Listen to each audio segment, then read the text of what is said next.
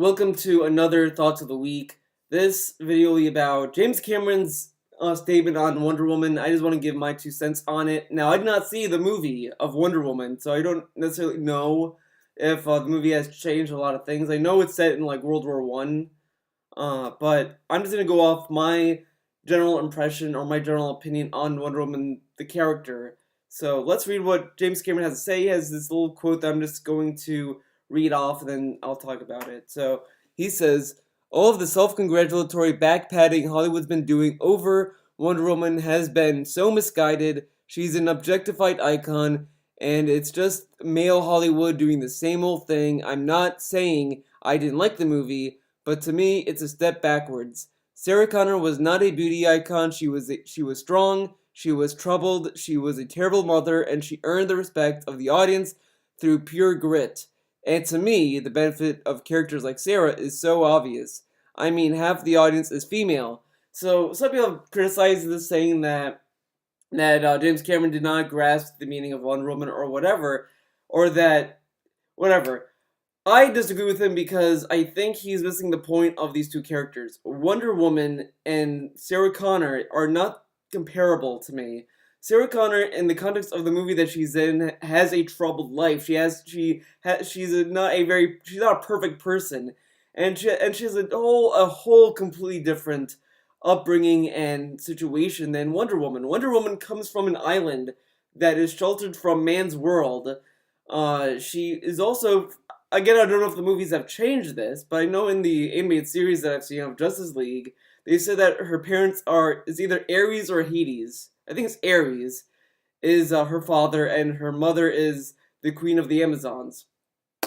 So she has some, like, god blood running through her veins. I mean, she fucking flies. She flies around, she has super strength and all of that, and she's in this little sheltered world, and she wants to venture out to help man's world. She wants to participate in man's world. She wants to leave that island and broaden her horizons. That's completely different from what Sarah Connor's all about, because she has a different life. She has a completely different life in comparison when you compare these two characters.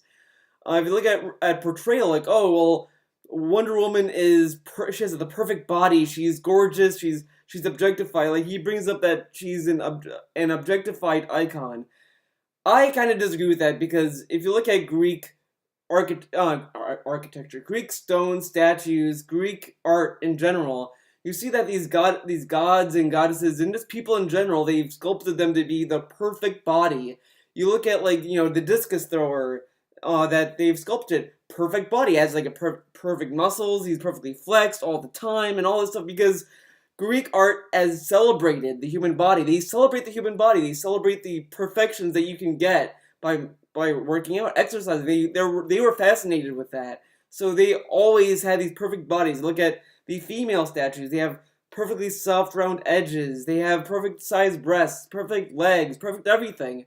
So when I saw Wonder Woman, knowing that she's coming from Greek mythology, I just figured that it would make sense to make her look perfect and have an idealized body. Now, you could say that it's objectification and they sexualized her, but the Greeks have been sexualizing the human body for years.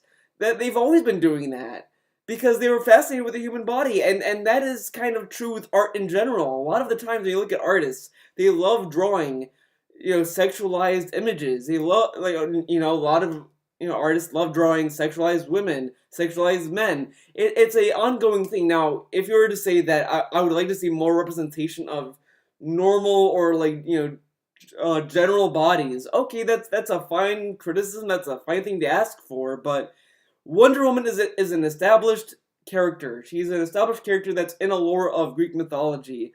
I mean, she's not from Greek mythology, but she's based in it.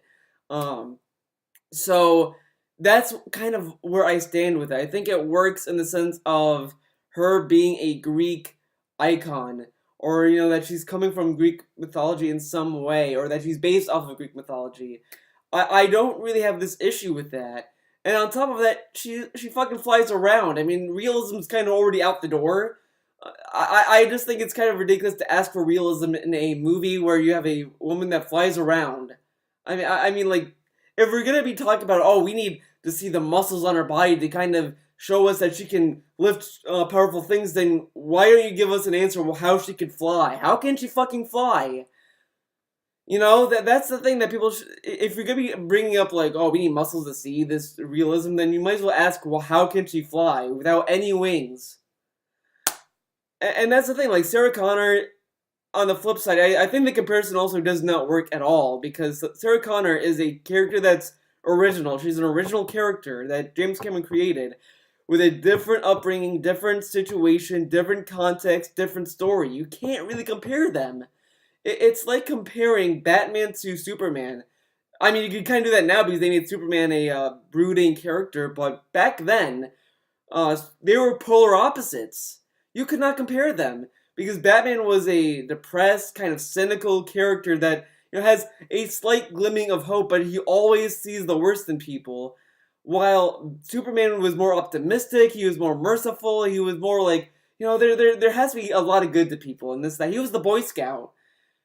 Sarah Connor and Wonder Woman just don't really work because they're two completely different characters. Now, again, I didn't see the movie, so I don't know. Maybe the movie has changed her origin story, or they made such a change in her character. But even in Batman vs Superman, when she was in that movie, she was kind of in line with what Wonder Woman is. She was curious about the outside world. She, was participating with with Man's World. She helped Superman and Batman take care of Doomsday and all this stuff, so she kind of works for what the character is. I just don't see how Wonder Woman is a step backward when we have so many different portrayals and representation in male characters, and we can't have that with female characters. It seems that what James Cameron is saying is that in order for a character to be relatable or understandable or whatever, they need to be imperfect. They need to have this human trait of flaw, and they need to go through a lot of hardships. But the thing with Wonder Woman is that she goes through her own hardships in her own way. She grew up on an island that's sheltered from the world, and she's participating in Man's World. She doesn't know how things work in the outside world from that island, and she's learning, and that's kind of a flaw in of itself. It's not the same way as humans, but at the same time, she fucking flies. You can't relate to that. I mean, there are things that you can look into Wonder Woman that you can kind of empathize with her or kind of see yourself in her, but you're not going to sit there and be like, I can relate to Wonder Woman 100%. You just can't fucking do that. Wonder Woman is just a icon to look up to constantly, and as I said, that's kind of how Greek mythology is to begin with. Greek gods are not perfect either, but they're perfect in their own way. You can't really compare yourself to them. They have very humanistic flaws to them, sure, but they're not very applicable to a lot of people. Again, Wonder Woman can fucking fly, and she lives on an island that is uncharted from humans, from other people on the planet. It's sheltered by gods and all this stuff. Like, you can't really compare that.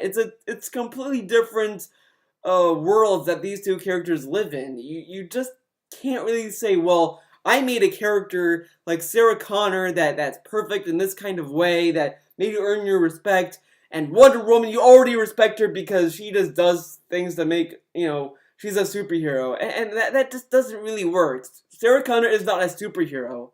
Wonder Woman is a fucking superhero. That's why she is the way that she's designed. She's designed in that capacity. I think him bringing up like, oh, well, she's a terrible mother, she earns your respect as an audience. You kind of respect Wonder Woman because she wanted to leave an island that was sheltered and protected to help Man's World. That is enough for me to respect that, because she could have easily just decided to stay on that island and never participate in Man's World ever. Like the island in of itself has a rule that they cannot leave the island. They're not going to participate in Man's World. Wonder Woman defied that rule to participate in Man's World to help them.